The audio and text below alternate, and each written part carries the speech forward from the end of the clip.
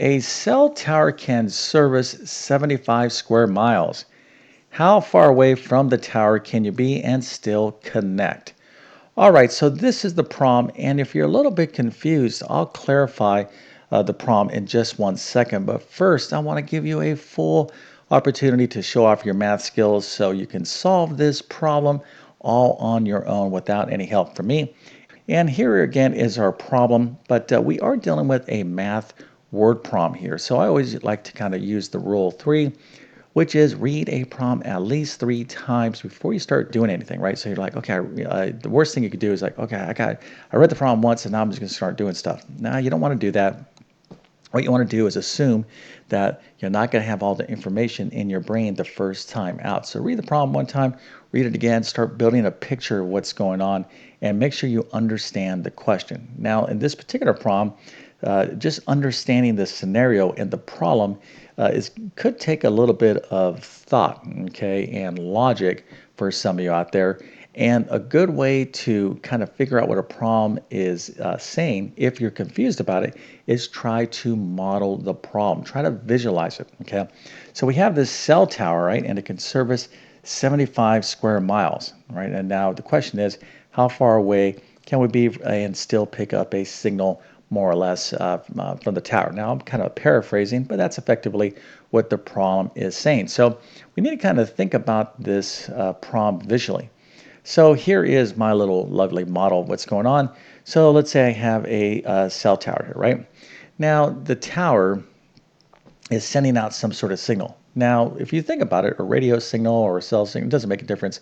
Does signals just kind of go out like this in just one direction? Now, they can, okay, if you're talking about directed signals, but if you're talking about like a cell tower or a radio station, how do you think the signals are going out? They're probably going out like in a circle, right? They're kind of going out in all directions.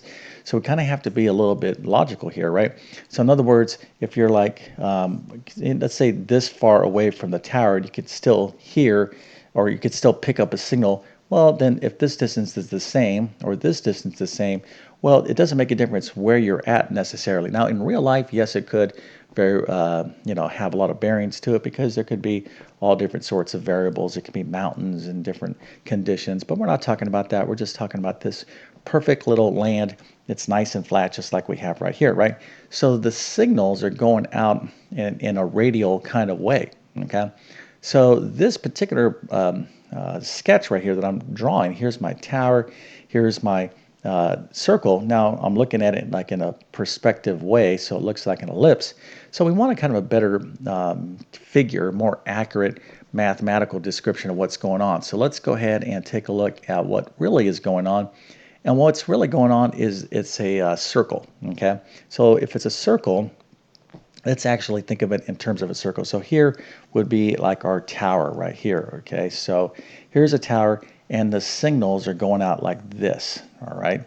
Now the question is, how far away can we be and still pick up this signal? Well, if the tower can service 75 square miles, basically what we want to interpret that as is that, all right, so all this area, okay, 75 square miles, 75 square miles, miles squared is area, okay?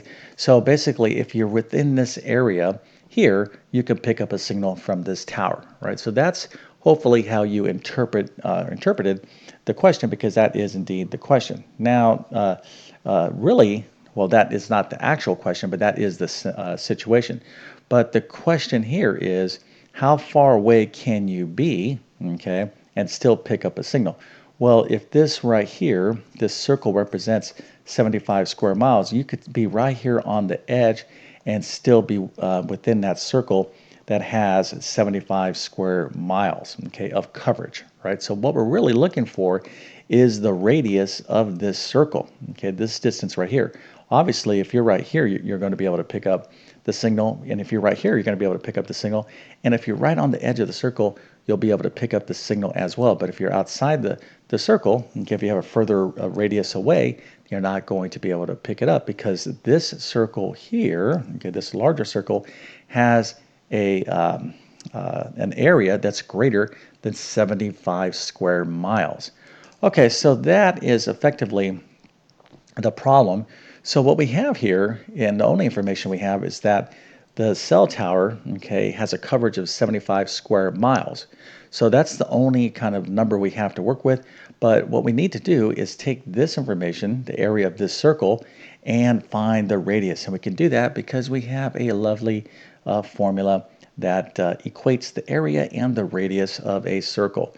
So the area of a circle is equal to pi r squared. All right, so hopefully you remember this particular formula. And there's a lot of formulas, a ton of formulas in mathematics and geometry. And, you can't memorize all formulas. That's just impossible. But some formulas, things like the Pythagorean theorem, a squared plus b squared is equal to c squared, things like the area of a triangle, area of a circle, these type of things I think should go into your long-term math memory. Okay, things that you could hopefully recall.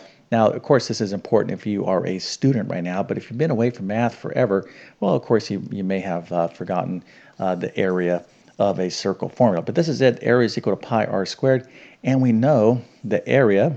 We know the area of the circle, which of course is 75.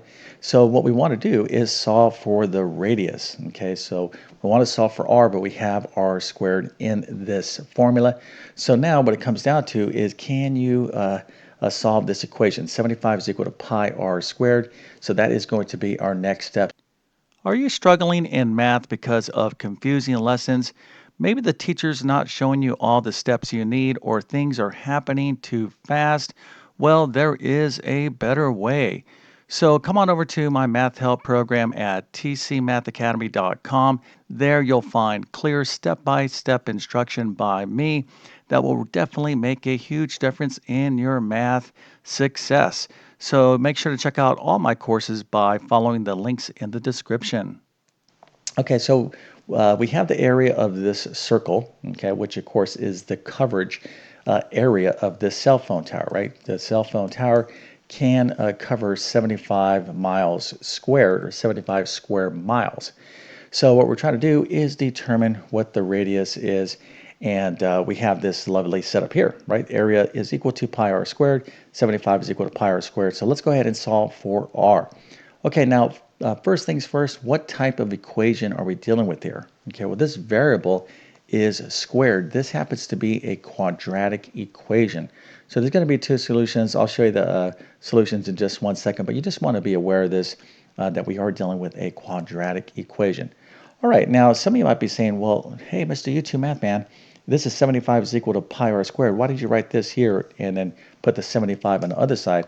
Well, typically when we solve equations, we like to have the variable on the left-hand side. So like 2x is equal to 10. This is equivalent to 10 is equal to 2x. But it's just easier, okay, for people to solve equations when the variable is on the left-hand side. So 2x is equal to 10. We can write this, there's symmetry here, 10 is equal to 2x. It's no big deal if we could just kind of reverse sides. Now you don't have to do this, but I'm going to do it here. Okay, so we have pi r squared is equal to 75. I'm going to solve this equation. So first we're going to isolate the r squared part. Okay, and what we're going to do here is divide both sides of the equation by pi. Okay, so we got 75 divided by pi. R squared is equal to 75 divided by pi. So now we're going to go ahead and take the next step and deal with this. All right, so we're dealing with pi in our formula and in our equation right here. So what is pi? Well, pi is probably one of the, if not the most important numbers in all of mathematics, and that is not, an exaggeration. But we need some sort of decimal equivalent for pi. The bare minimum that I would suggest you ever use is 3.14. Now, this decimal can go on and on. It's an irrational number. It's a non-terminating, non-repeating decimal.